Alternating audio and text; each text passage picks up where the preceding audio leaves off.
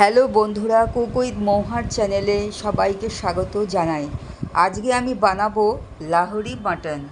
জিভে জল আনা এই রেসিপিটা ঘরোয়া উপকরণ দিয়ে সহজেই বানিয়ে ফেলা যায়। তাহলে চলো শুরু করি। সর্ষের তেলের মধ্যে দুটো মিডিয়াম সাইজে পেঁয়াজ বাটা দিয়ে ভালো করে কষিয়ে নেব। এরপর আগে থেকে মাংসটাকে ম্যারিনেট করে রেখেছিলাম। 1 চামচ আদা রসুন বাটা, 1 চামচ করে হলুদ গুঁড়ো, লঙ্কা গুঁড়ো আর 100 গ্রামের মতন টক দই মাখিয়ে রেখেছিলাম। সেই মাংসের মিশ্রণটা দিয়ে ভালো করে কষিয়ে নিচ্ছি। এবার একটা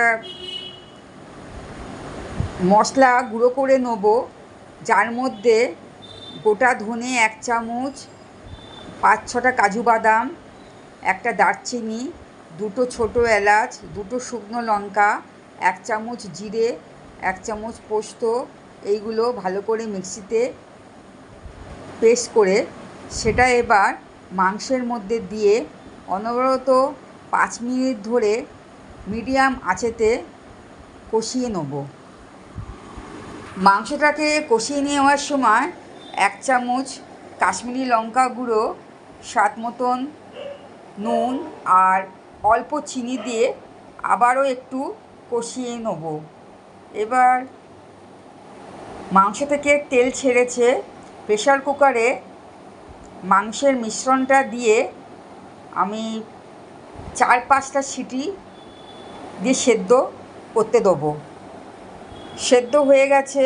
এবার মাংসটাকে বড় একটা বাটিতে ঢেলে নেব।